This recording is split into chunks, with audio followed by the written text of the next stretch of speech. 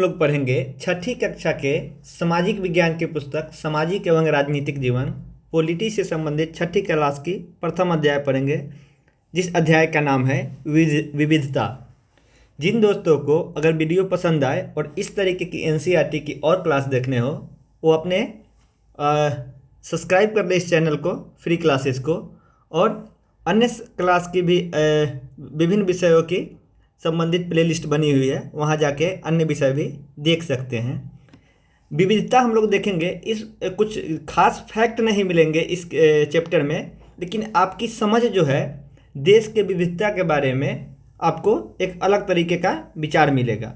NCERT पुस्तक की ये खासियत होती है कि आपको भाषा की समझ के साथ साथ साधारण भाषाओं में आपको समझाई जाती है, जिससे आपके ज्ञान कौशल की वृद्धि होगी। फैक्ट तो आप किसी किताब से रट सकते हैं, लेकिन जिस तरीके से बीपीएससी, बिहार दरोगा या बिहार टीआरई टीचर 3 में या टीआरई 2 में या 1 में जिस तरीके से पूछी गई है क्वेश्चन, तो आपको समझ को बढ़ाना होगा। सिर्फ फैक्ट से काम नहीं चलेगा, और समझ बढ़ाने के लिए एनसीईआरटी की पुस्तक के अलावा आप किसी और की सहायता से पढ़ेंगे तो आपको दिक्कत का सामना करना पड़ेगा। तो लाइन बाय लाइन पढ़ेंगे और कॉन्सेप्ट को साधारण भाषा में समझते चलेंगे। तो बिना देरी किए हुए शुरू करते हैं। अध्याय 1, विविधता की समझ। अपनी कक्षा में चारों तरफ नज़र दौड़ाइए। क्या कोई ऐसा साथी है जो बिल्कुल आपकी तरह दिखता हो? प्रश्नवाचक चिन्ह लगा हुआ है। आपको ये सोचना है कि क्या कोई ऐसा साथी है जो बिल्कुल आपकी तरह दिखता हो। इस पाठ में आप पढ़ेंगे कि लोग एक दूसरे से कई मामलों में भिन्न होते हैं, यानी सभी लोग एक तरह के नहीं होते हैं। वे न केवल अलग दिखते हैं, बल्कि वे अलग अलग श्रेणियों से आते हैं। उनके धर्म श्रेणी कौन कौन से है ये समझेंगे। उनके धर्म, रहन सहन, खान पान, भाषा, त्यौहार आदि भी भिन्न होते हैं। ये श्रेणियां हैं जिससे विभिन्नता होती है। कौन कौन सा चीज़? धर्म, रहन सहन, खान पान, भाषा, त्यौहार आदि। ये विभिन्नताएं हमारे जीवन में कई तरह से रोचक एवं समृद्धि बनाती है। इन विभिन्नताओं के कारण ही भारत में विविधता है। ये विभिन्नताओं जो है इसी के कारण भारत में विविधता है। विविधता या अनेकता हमारे जीवन को किस तरीके से बेहतर बनाती है? भारत इतनी विविधताओं वाला देश कैसे बना है, ये सवाल है जिसके जवाब हमको इसी अध्याय में मिलेगा। सवाल क्या है? विविधता या अनेकता हमारे जीवन को किस तरीके से बेहतर बनाता है, ये सवाल एक हुआ। दूसरा सवाल क्या हुआ? भारत में इतनी विविधता वाला देश कैसे बना? भारत जो है इतना विविधता वाला देश कैसे बना? इस सवाल का भी जवाब आपको इसी अध्याय में मिलेगा। क्या सभी तरह की विविधताएं विविधता का ही भाग होती है? माने कुछ आपको भिन्नताएं जो होगी, लोगों में जो भिन्नताएं हैं, ये विविधता का ही भाग है। जैसे जाति व्यवस्था क्या विविधता का भाग है? इस सवाल का भी जवाब आपको इसी अध्याय में मिलेगा। एनसीईआरटी इस तरीके से किताब को फॉर्म की हुई है कि पहले आपके दिमाग में जिज्ञासा और उत्सुकता उत्पन्न करेगी कि आप ये सवाल अपने दिमाग में सोचें, और जब उसका जवाब मिलेगा तो एक संतुष्टि की बोध होगी और एक कंसेप्ट के साथ उस सारी बातों को आप समझ पाइएगा। चलिए कुछ और उत्तर पाने के लिए हम इस पाठ को पढ़ते हैं। यहाँ पे फ़ोटो बनाया गया है। इस फोटो के बारे में आगे आपको मिलेगी कि क्यों ये फ़ोटो इस तरीके से बनाया गया है। आपको लगेगा कि इसमें आपको कुछ खास नहीं मिल रहा है, लेकिन जो ओवरऑल चैप्टर पढ़ने के बाद जो आपकी समझ विकसित होगी, आप 90 डिग्री चेंज अपने विचारधारा से, अपने सोच से होंगे। इसलिए इस चैप्टर को पूरा ध्यान से पढ़ें। आपकी उम्र के 3 बच्चों ने ऊपर दिए गए चित्र बनाए हैं। खाली बक्से में आप चित्र बनाइए। क्या आपका चित्र अन्य चित्रों जैसा ही है? ये 3 चित्र बना हुआ है। आप भी एक बक्सा में चित्र बनाइए और देखिए कि आप इस तरीके का चित्र बनाए हैं या उसमें कुछ भिन्नता है। हो सकता है कि आपका चित्र इन तीनों से बहुत भिन्न हो, जैसा कि ये तीनों चित्र आपस में एक दूसरे से नहीं मिलते। आप भी बनाइएगा तो थोड़ा अलग ही बनेगा। ऐसा इसलिए है कि हम सब चित्रकारी करने का अपना अपना एक तरीका होता है, माने सब व्यक्ति का अपना अलग तरीका होता है। जिस तरह हमारी चित्रकारी में भिन्नता है, उसी तरह हमारे रूप, रंग, खान पान आदि में भी भिन्नता है। तो जिस तरीके से चित्र में भिन्नता होगी उसी तरीके से हमारे खान पान, रूप, रंग आदि में भी आपको भिन्नता मिलेगी। अपने बारे में निम्नलिखित जानकारियाँ दीजिए। बाहर जाते समय मैं डैश पहनना पसंद करता हूँ। तो इसमें सब बच्चे अपने हिसाब से अलग अलग आंसर इसमें भरेंगे। हो सकता है कि कुछ का सेम भी हो, लेकिन सब कोई अलग अलग कपड़ा पहनता है। मैं घर में डैश में बात करती हूँ। सब कोई भोजपुरी में, कोई हिंदी में, कोई इंग्लिश में, कोई मैथिली में, तो कोई बंगाली में, तो कोई तमिल में बात करता है। ये भी भरिएगा तो आपका अलग अलग होगा, कुछ का सामान्य हो सकता है। मेरा पसंदीदा खेल डैश है, सबका अलग अलग होगा। मुझे डैश के बारे में किताबें पढ़ना पसंद है। क्या मतलब हुआ कि ये सारे जो चीज़ है सब कोई का अलग अलग होगा। अपनी अध्यापिका की सहायता से यह पता कीजिए कि आप में से कितने साथियों का जवाब एक जैसा है। कुछ लोगों का होगा कि कुछ लोग क्रिकेट ही खेलना पसंद करते हैं, कुछ लोग एक ही तरह के कॉमिक्स बुक पढ़ना पसंद करते हैं, कुछ लोगों का एक होगा। क्या कक्षा में कोई ऐसा साथी भी है जिसकी सूची आपकी सूची से हूबहू मिलती है? शायद नहीं। टोटल जो सूची है एक नहीं हो सकता है। हालांकि ऐसा होगा कि कई साथियों का कुछ जवाब आपके जवाब से मिलते जुलते होंगे। कितने साथियों को आपके जैसे किताब पढ़ना पसंद है? आपकी कक्षा में विद्यार्थियों की कुल मिलाकर कितनी भाषाएं बोलते हैं? इनमें से अब तक आपने अंदाजा हो गया होगा कि कई मामलों में आप अपने साथियों की तरह और कई मामलों में आप उनसे बिल्कुल अलग होंगे। ये सारे सवाल का जवाब अगर सभी लोग दें तो कई मामलों में समानताएं होगी, लेकिन कई मामलों में आपको विविधता देखने को या भिन्नता देखने को मिलेगी। दोस्ती करना, क्या ऐसे इंसान से दोस्ती करना आपके लिए आसान होगा जो आपके बहुत भिन्न है? मैंने ऐसे आदमी से आप दोस्ती करना पसंद करेंगे जो आपसे काफ़ी भिन्न हो। इस चैप्टर पढ़ने के बाद आपके विचार में बहुत क्रांतिकारी परिवर्तन होंगे, क्योंकि जब मैंने भी पहली बार पढ़ा था तो जो मैं पहले सोचता था और उस सोच में काफ़ी अंतर, आपको लोगों को देखने का नज़रिया आपका बदलेगा। इसलिए इस चैप्टर को पूरा ध्यान से पढ़ें। नीचे दी गई कहानी पढ़ें और इस बारे में सोचिए। किस बारे में सोचना है कि क्या ऐसे इंसान से दोस्ती आसान है जो आपसे बहुत भिन्न है? क्या आप ऐसे आदमी से दोस्ती कर सकते हैं जो आपसे कई मामलों में भिन्न है? तो इस सवाल का जवाब आपको इस कहानी के माध्यम से मिलेगा। मैंने इसे एक मजाक की तरह लिया। मजाक जो कि फटे पुराने कपड़े पहने उस छोटे से लड़के से की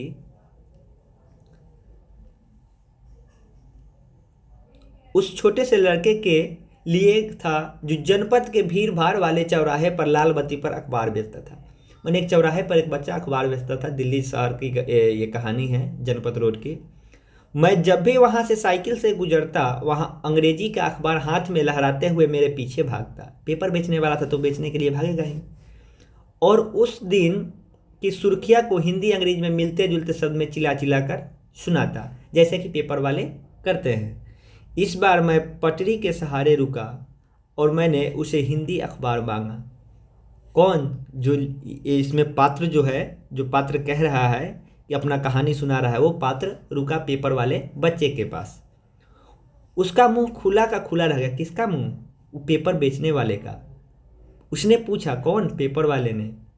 मतलब आपको हिंदी भी आती है? वो पूछ रहा है जो पेपर बेचता है। जब ये रुके और पेपर के लिए हिंदी पेपर मांगा तो बच्चा पूछ रहा है जो पेपर बेचता है कि क्या आपको हिंदी आती है? तो पात्र कहता है, बिल्कुल। मैं अखबार के पैसे देते हुए कहा। क्यों? तुमने क्या सोचा था? वह रुका। कौन? पेपर बेचने वाला।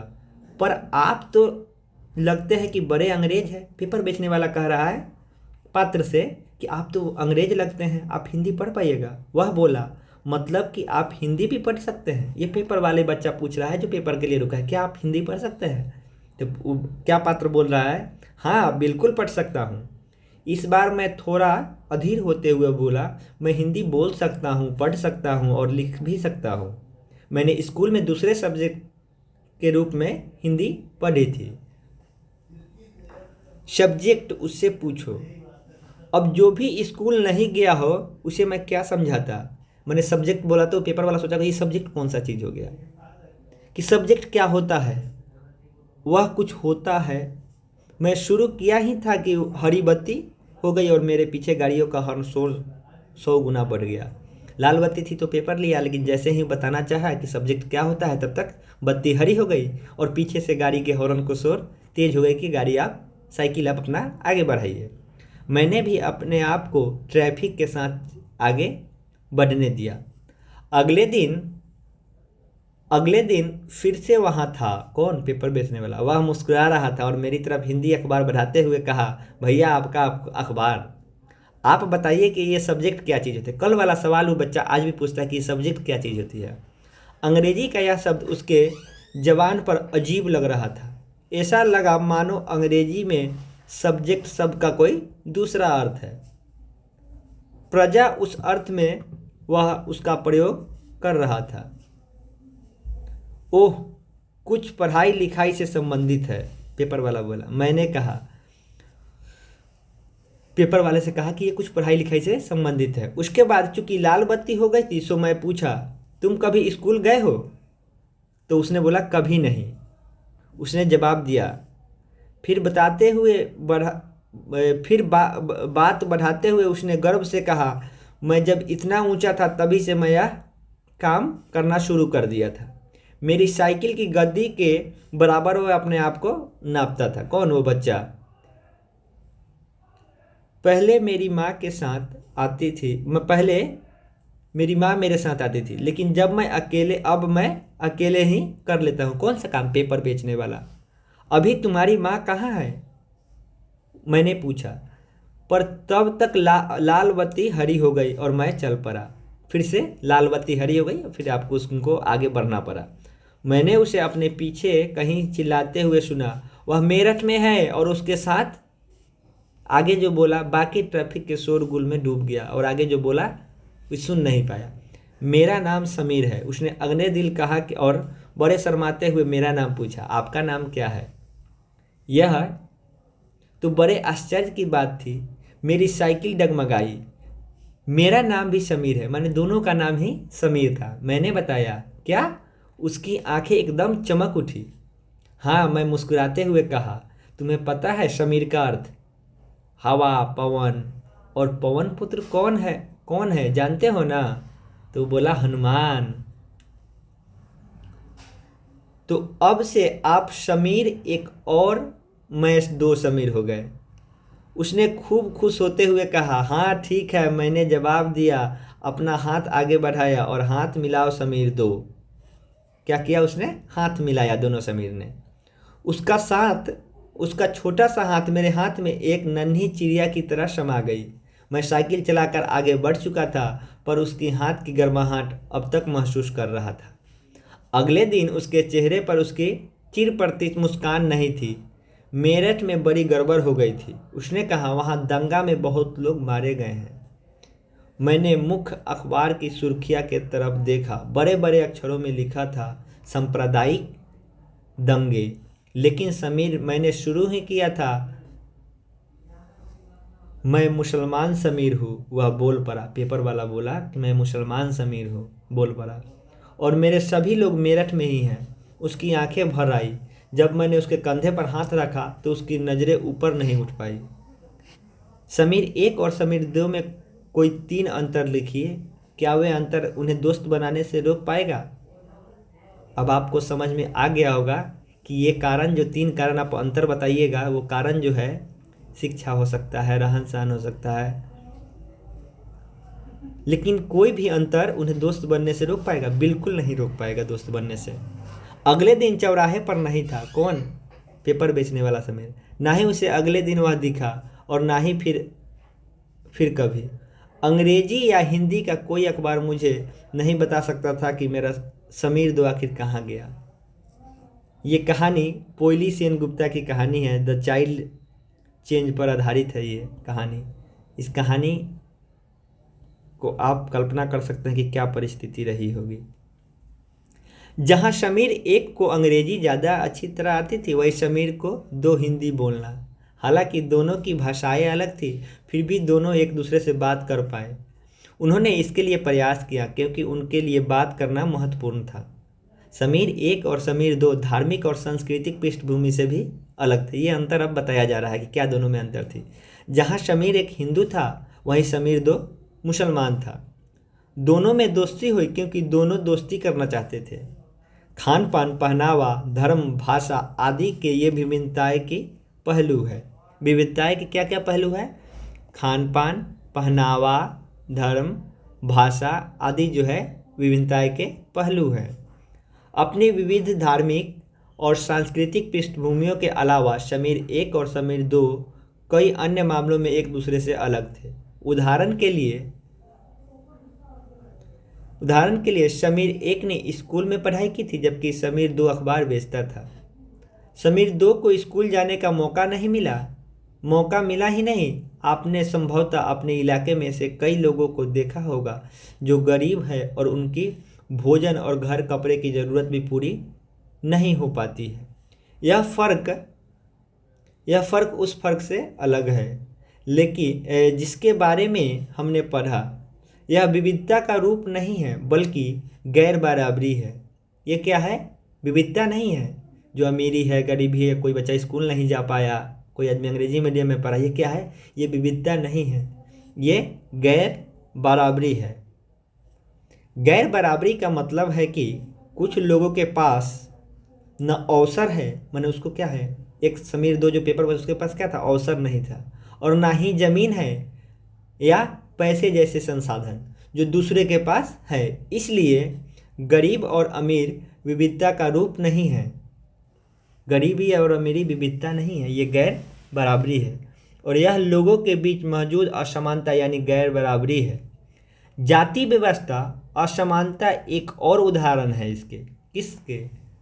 गैर बराबरी के। कौन सा? जाति व्यवस्था असमानता एक और उदाहरण है। इस व्यवस्था में समाज को अलग अलग समूहों में बांटा गया है। क्या है? जाति व्यवस्था अलग अलग समूह में बांटा गया है। इस बंटवारे का आधार था कि लोग किस किस तरह के काम करते हैं, जो जिस जाति में पैदा होते हैं उसे बदल नहीं सकते हैं। उदाहरण के लिए, अगर आप कुम्हार के घर में पैदा हो गए तो आपकी जाति कुम्हार ही होती है। आप बस वही बन सकते हैं थे जो कोई व्यक्ति जाति से जुड़ा अपना पेशा नहीं बदल सकता था। इसलिए उस ज्ञान के अलावा किसी अन्य ज्ञान को हासिल करने की जरूरी नहीं समझा जाता था। इससे गैर बराबरी पैदा हुई। माने ये प्रक्रिया बताया जा रहा है किस तरीके से गैर बराबरी और असमानता आपको देखने को मिली। ये पहले की स्थिति बताई जा रही है कि किस तरीके से कुम्हार का बच्चा अन्य पेशा को नहीं चुनता था और मिट्टी का बर्तन बनाने का काम करता था, तो वो अपने काम में ही लगा रहता। ये गैर बराबरी यहाँ से शुरुआत हुई। आप इस बारे में अगले पाठ में पढ़ेंगे। अब जो सवाल हम लोग अध्याय के शुरू में देखे थे कि विविधता हमारे जीवन को कैसे समृद्ध करती है, उस सवाल का जवाब हम लोग यहाँ देखेंगे। जैसे समीर एक और समीर दो दोस्त बने, ठीक वैसे ही अपनी भी सहेली होगी जो आपसे बहुत अलग होगी।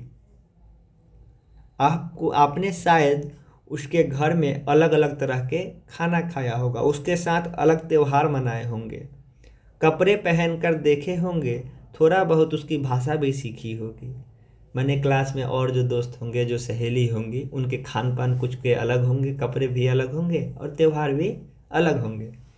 एक क्रियाकलाप इसमें दी गई है। सूची बनाइए कि आपने भारत के अलग अलग प्रांतों के कौन कौन से व्यंजन खाए हैं। जो आदमी खाना खाया है तो उसको कल्पना करना है कि क्या क्या है जो अलग अलग स्टेट के व्यंजन खाए हैं। अपनी मातृभाषा के अलावा उन भाषाओं की सूची बनाइए जिसे आप कुछ शब्द भी जानते हैं। अन्य भाषाओं के आप कोई ना कोई शब्द क्या जानते हैं, ये भी आपको सोचना है। आपने शायद तरह तरह के जानवर, रानियों, साहसिक घटनाओं, भूतों की कहानियाँ पसंद होगी। संभव है कि आपने खुद कहानी बनाना भी पसंद होगा। एक अच्छी कहानी पढ़ने से हमेशा खुशी मिलती है। उसको पढ़कर ज़्यादा कहानियाँ बनाने के लिए नए नए विचार मिलते हैं। जो लोग कहानियाँ लिखते हैं वे विभिन्न स्रोत, किताबों, वास्तविक जीवन एवं कल्पनाओं से प्रेरणा लेते हैं। कुछ लोग जंगल में जानवरों के नज़दीक रहे हैं और कुछ लोग जानवरों को दोस्ती एवं लड़ाइयों के बारे में भी कहानियाँ लिखी है। कुछ अन्य लोगों ने राजा रानियों के वृत्तांत पढ़कर प्यार और सम्मान के किस्से लिखे हैं। कुछ ने तो बचपन की यादों में गोते लगाए और स्कूल और दोस्तों के मधुर यादों के निकलकर कुछ साहसिक कहानियाँ लिखी है। कल्पना कीजिए कि जिसकी कहानियाँ आपने सुनी या पढ़ी होगी, उस कहानीकारों या कहानी सुनाने वालों को ऐसी जगह पर रहना पड़े जहाँ लोग केवल 2 ही रंग और कपड़े पहनते। देखिए किस तरीके से आपके दिमाग को, हेडलाइट को जलाया जा रहा है कि कहानी किस किस तरीके से लिखा जाता है, पहले ये बताया गया आपको। और आपको एक परिस्थिति दी गई है कि आपको कहानी लिखना है और जहाँ आपको रहना पड़ रहा है, जहाँ आप रहे केवल 2 ही रंग के कपड़े पहनते हो, लाल या सफ़ेद। एक तरह का ही खाना खाते हो, शायद आलू। जब आप कहानी लिखिएगा तो जो चीज़ सोच रहे हैं, देख रहे हैं, जब आप देखिएगा ही नहीं, सोचिएगा नहीं, तो आप क्या लिख पाइएगा। समान रूप से केवल 2 पशु पक्षी ही पालते हो, उदाहरण के लिए हिरन एवं कौवा, और केवल सांप सीढ़ी से ही अपना मनोरंजन करते हो। ऐसी जगह रहकर वे कैसी कहानियाँ लिखेंगे जहाँ पे आपको देखने के लिए ही लिमिटेड चीज़ हो कि 2 ही का रंग हो, 2 ही पक्षी हो, 2 ही जानवर हो और केवल सांप सीढ़ी का ही खेल हो, तो आप कैसी कहानियाँ लिखिएगा। अब हम लोग देखेंगे भारत में विविधता। आपको विचारों को इस तरीके से ये चैप्टर आपको अलग दिशा में ले जाएगा। मैक्सिमम लोग आज भी बड़े बड़े कक्षाओं में चले गए हैं, बड़ी बड़ी तैयारियां कर रहे हैं, लेकिन ये मूलभूत समझ भी उनकी विकसित नहीं हो पाती है। इसलिए ये कहानी और ये चैप्टर जो है सबको ध्यान से पढ़ना चाहिए। जो हमारी क्लास की और हमें शिक्षा पद्धति है उसमें हमें इस तरीके से पढ़ाया जाता है कि क्वेश्चन आंसर कर लो, एग्ज़ाम पास कर जाना है। ये तो सिविक्स है, ये तो पॉलिटी है, 4-5 नंबर का। तो जब भी आप पढ़ें तो जीवन जीने के साथ साथ नौकरी के लिए, कंपटीशन के लिए, एग्ज़ाम पास करने के लिए तो पढ़ें ही, साथ ही एक अच्छे व्यक्तित्व के निर्माण के लिए भी ये चीज़, कुछ किताबें, कुछ चैप्टर है जो आपको बिल्कुल ध्यान से पढ़नी चाहिए। अब हम लोग देखेंगे भारत में विविधता। भारत विविधताओं वाला देश है। हम विभिन्न भाषाएं बोलते हैं, विभिन्न प्रकार के खाना खाते हैं, अलग अलग त्यौहार मनाते हैं और भिन्न भिन्न धर्मों का पालन करते हैं। लेकिन गहराई से सोचे तो वास्तव में हम एक ही तरह की चीज़ करते हैं, केवल हमारे करने का तरीका अलग है। इसमें कुछ सवाल दिए गए हैं जिस पे आपको विचार करना है। भारत में लोग विविध तरीक़ों से नीचे लिखे काम करते हैं। यहाँ उनसे एक अलग तरीका बताया गया है। आप 2 तरीके को लिखिए। जैसे प्रार्थना और इबादत करना, तो कुछ लोग भक्ति गीत गा के करते हैं। आपको बताना है कि कुछ लोग और क्या क्या करते हैं। कुछ लोग गिरजाघर में, कुछ लोग चर्च में, तो कुछ लोग मस्जिद में जाके इबादत करते हैं। तो ये आपको सोचना है और लिखना है। शादी करना में अदालत में रजिस्टर करके, तो कुछ लोग का निकाह होता है, कुछ लोग का मंदिर में होता है, कुछ लोग का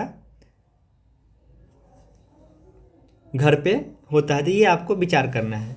विभिन्न प्रकार के कपड़ा पहनना है। एक दिया हुआ है कि मणिपुर की औरतें फनैक पहनती है, तो आपको 2 और अन्य लिखना है कि और किस तरीके के लोग कपड़ा पहनते हैं। सलवार सूट हुआ, साड़ी हुआ, जीन्स हुआ, ये आपको विचार करना है। अभिवादन करते हैं, जैसे जोहार झारखंड या जोहार बोलते हैं झारखंड में, तो ये पश्चिमी यूपी में राधे राधे बोलते हैं, तो कहीं नमस्ते बोलते हैं ये आपको, या कुछ लोग अस्सलाम वालेकुम बोलते हैं। ये आपको यहाँ भरना है। अन्य चावल पकाना, मीट या सब्जी डालकर या बिरयानी पकाते हैं, तो कुछ लोग खीर बनाते हैं, तो कुछ लोग चावल या भात बनाते हैं। ये आपको विचार करना है कि अन्य अन्य तरीके से किस तरीके से लोग काम करते हैं। हम विविधता को कैसे समझेंगे? अब हम लोग को क्या काम है? विविधता को समझना है। करीब 200-2.25 वर्ष पहले जब रेल, हवाई जहाज़, बस और कार हमारे जीवन का हिस्सा नहीं थे, तब भी लोग संसार के एक भाग से दूसरे भाग में यात्रा करते थे।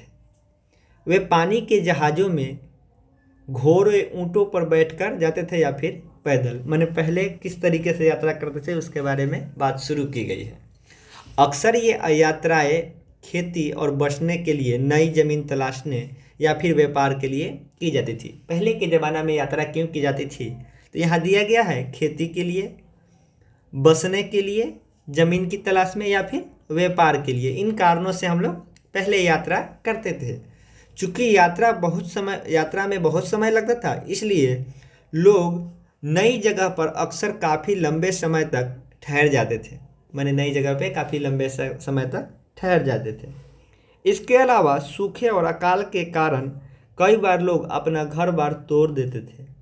उन्हें जब पेट भर खाना नहीं मिलता था तो वे नई जगह जाकर बस जाते थे। कुछ लोग काम की तलाश में और कुछ युद्ध के कारण घर छोड़ देते थे। ये कारण है लोगों के प्रवास का उस समय का।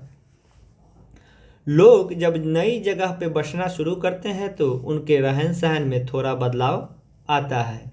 जब लोग का जगह बदलता है तो क्या होता है, उसके रहन सहन में बदलाव आता है। इस चीज़ से रिलेट कर सकते हैं कि देखिएगा कुछ लोग साउथ में चला जाएगा तो इडली डोसा खाने लगता है, अन्य भिन्न प्रकार के वहाँ की कुछ भाषाएं सीख जाते हैं। ये भी आपको देखने को इस बात से रिलेट करिए कि थोड़ा बदलाव आता है।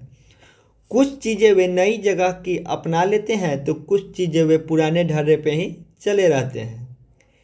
इस तरह की उनकी भाषा, भोजन, संगीत, धर्म आदि के नए एवं पुराने मिश्रण होता रहता है। ये जो प्रक्रिया है क्या होता है, भाषा पे उनको विविधता देखने को मिलेगा। भोजन, संगीत, धर्म आदि पुराने मिश्रित होते जाते हैं। क्या होता है, कुछ लोग ज़्यादा सीखते हैं, कुछ लोग कम, तो कुछ लोग मिला जुला रूप आपको देखने को मिलेगा। उनकी संस्कृति और नई जगह की संस्कृति में आदान प्रदान होता है और धीरे धीरे एक मिश्रित यानी मिला जुला संस्कृति उभरती है। इन प्रक्रियाओं के माध्यम से क्या होता है, मिला जुला संस्कृति उभरती है। तो यहाँ हम लोग देखें किस तरीके से विविधता हम लोग की शुरुआत हो रही है और मिला जुला पक्ष आपको देखने को मिल रहा है कौन से प्रक्रिया के बाद। अगर अलग अलग क्षेत्रों के इतिहास को देखें तो हमें पता चलता है कि किस तरह विभिन्न संस्कृतियों के प्रभाव में वहाँ के जीवन संस्कृति को आकार देने में योगदान किया है। अभी भारत का जो कल्चर है इसमें आपको देखने को मिलेगा कि औपनिवेशिक काल का भी प्रभाव आपके भारत के संस्कृति में आज भी देखने को, पहनावा में, भाषा में, अन्य विभिन्न क्षेत्रों में आपको देखने को मिलेगा। यही बात यहाँ बताई जा रही है। इस तरह से कई क्षेत्र अपने विशिष्ट इतिहास के कारण विविधता संपन्न होते हैं। एक और अन्य कारण हमको मिला कि विशिष्ट इतिहास के कारण भी आपको विविधता संपन्न देखने को मिलेगा। ठीक इसी प्रकार लोग अलग अलग तरह की भौगोलिक स्थितियों से किस प्रकार सामंजस्य बैठाते हैं और उसे विविधता उत्पन्न होती है। उदाहरण के लिए समुद्र के पास रहने में और पहाड़ी इलाकों में रहने में बड़ा फर्क होता है। आपको एग्जाम्पल के माध्यम से एक समझाया जा रहा है कि समुद्र के तरह रहने वाले लोग किस परिस्थिति में, किस हालात में या किस जगह पे किस तरीके से रहते हैं और पहाड़ के जगह में, तो दोनों में आपको बड़ा फर्क नज़र आएगा। न केवल वहाँ के लोग के कपड़ों और खान पान की आदतों में फ़र्क होगा, बल्कि जिस तरह से वे काम करेंगे वे भी अलग होंगे। जो समुद्र के किनारे रहता हो और जो पहाड़ में रहता हो, इस चीज़ की कल्पना आप अभी अपने हिसाब से भी कर सकते हैं कि क्या क्या भिन्नताएं दोनों में हो सकती है। शहरों में अक्सर लोग भूल जाते हैं कि उनका जीवन उनके भौतिक वातावरण से किस तरह गहराई से जुड़ा हुआ है। ऐसा इसलिए कि शहरों में लोग विरले ही अपनी सब्जी या अनाज उगाते हैं। मैंने शहर में सब्जी अनाज नहीं ही उगाते हैं, वे इन चीज़ों के लिए बाज़ार पर निर्भर रहते हैं। अब कल्पना कीजिए कि गांव में किस तरीके से होता है। आइए भारत के दो भाग, एक है लद्दाख जो पहाड़ी इलाका, बर्फबारी वाला इलाका, और एक केरल गर्मी वाला इलाका, समुद्र तट वाला इलाका। उदाहरण के जरिए हम समझने की कोशिश करेंगे कि किसी क्षेत्र में विविधता पर उनके ऐतिहासिक एवं अन्य भौगोलिक कारणों का क्या असर पड़ता है। एटलस में भारत का नक्शा देखिए और उसे ढूंढिए कि दोनों क्षेत्र लद्दाख और केरल कहाँ है। एक आपको भारत के नक्शा में सबसे ऊपर मिलेगा तो एक सबसे नीचे मिलेगा। लद्दाख सबसे ऊपर मिलेगा तो केरल सबसे नीचे मिलेगा। इन दोनों क्षेत्रों के भौगोलिक स्थितियाँ वहाँ के भोजन, कपड़े, व्यवसाय, पैसे कैसे प्रभावित करती है उसकी सूची बनाइए। जो हम लोग पहले ही कहें कि आप सोच सकते हैं। आइए हम लोग इस किताब आगे हम लोग को किस तरीके से समझा रहा है उसको समझते हैं। लद्दाख जम्मू कश्मीर के पूर्व में पहाड़ियों से बसा एक रेगिस्तानी इलाका है। क्या है? रेगिस्तानी इलाका। रेगिस्तान का मतलब केवल आप लोग बालू से नहीं रिलेट कीजिएगा। बालू वाला रेगिस्तान जो है, रेत वाली, उसको गर्म रेगिस्तान कहते हैं और इसे कोल्ड डेजर्ट, इस शीत रेगिस्तान कहते हैं। यहाँ पे आपको बर्फ़ मिलेंगे। यहाँ पर बहुत ही कम खेती संभव है क्योंकि इस क्षेत्र में बारिश बिल्कुल नहीं होती है। किस क्षेत्र में? लद्दाख वाले क्षेत्र में। और यह इलाका हर वर्ष काफ़ी लंबे समय तक बर्फ़ से ढका रहता है। इस क्षेत्र में बहुत ही कम पेड़ उग पाते हैं। पीने के लिए पानी के लिए लोग गर्मी के महीने में पिघलने वाली बर्फ़ पर निर्भर रहते हैं। पानी पीने के लिए बर्फ़ जो पिघलेगा उसी का पानी ये लोग पिएंगे। यहाँ के लोग एक खास किस्म की बकरी पालते हैं जिससे पश्मीना ऊन मिलता है। यह ऊन कीमती है, इसलिए पश्मीना शाल बड़ी महंगी होती है। लद्दाख के लोग बड़ी सावधानी से इस ऊन को इकट्ठा करके कश्मीर के व्यापारियों को बेच देते हैं और मुख्यतः कश्मीर में ही पश्मीने शाल भूले जाते हैं। ये कुछ फैक्ट आपको देखने को मिला है। जैसे पश्मीना ऊन कहाँ से प्राप्त होता है? तो प्राप्त होगा लद्दाख से, लेकिन शाल जो पश्मीना बनेंगे वो कहाँ बनेंगे? कश्मीर में। यहाँ के लोग दूध से बने पदार्थ जैसे मक्खन, चीज़, खास तरह का छेना को चीज़ बोलते हैं, मांस खाते हैं। हर परिवार के पास कुछ गाय, बकरी और याक होती है। तो याक कहाँ पाया जाएगा? लद्दाख में। ये भी कुछ फैक्ट है, उसको भी ध्यान में रखते चलेंगे। रेगिस्तान होने का मतलब नहीं है कि व्यापारी यहाँ आने के लिए आकर्षित नहीं हुए हैं।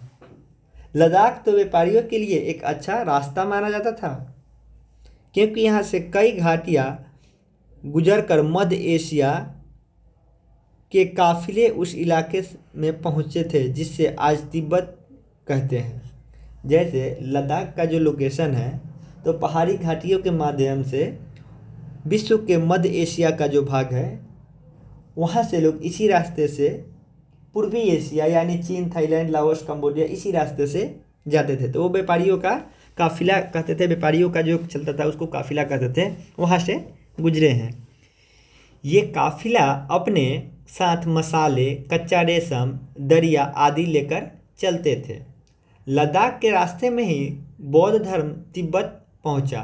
तो किस रास्ते से बौद्ध धर्म तिब्बत पहुंचा? जो आज के चीन है, तो लद्दाख के रास्ते से ही पहुंचा। लद्दाख को छोटा तिब्बत भी कहते हैं। करीब 400 साल पहले यहाँ पर लोगों का इस्लाम धर्म से परिचय हुआ और अब अच्छी खासी जनसंख्या मुसलमान रहते हैं। लद्दाख में गानों, कविताओं का बहुत ही समृद्ध मौखिक संग्रह है। तिब्बत ग्रंथ केसर सागा, ये भी एक फैक्ट ध्यान रखेंगे। केसर सागा क्या है? तिब्बती ग्रंथ है। लद्दाख में काफ़ी प्रचलित है। उसे स्थानीय रूप में मुसलमान और बौद्ध दोनों ही लोग गाते हैं और उस पर नाटक खेलते हैं। क्या है? तिब्बती ग्रंथ केसर सागा। अब हम लोग लद्दाख के विषय में समझ गए। हम लोग लद्दाख और केरल के बीच में विविधता देख रहे हैं, किस तरीके से भिन्नताएं हैं वो हम लोग देख रहे हैं। तो लद्दाख के बारे में तो पढ़ लिए, अब हम लोग केरल के बारे में पढ़ेंगे। केरल भारत के दक्षिण पश्चिम कोने में बसा हुआ राज्य है।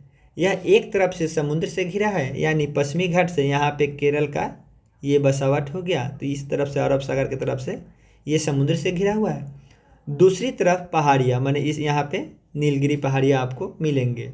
इन पहाड़ियों पर विविध प्रकार के मसाले जैसे काली मिर्च, लौंग, इलायची उगाए जाते हैं। इन मसालों के कारण यह क्षेत्र व्यापारियों के लिए बहुत ही आकर्षण का केंद्र रहा है। लद्दाख में व्यापारी क्यों आए थे? क्योंकि वही रास्ता था पूर्वी एशिया से जोड़ने का मध्य एशिया को, और अन्य पश्मीना ऊन के लिए भी प्राचीन समय में लोग आते थे। और यहाँ क्यों आए हैं? मसालों के लिए बहुत ही आकर्षक हुए थे। सबसे पहले अरबी एवं यहूदी व्यापारी केरल आए। तो केरल में सबसे पहले कौन आए? अरब के लोग आए और यहूदी लोग आए।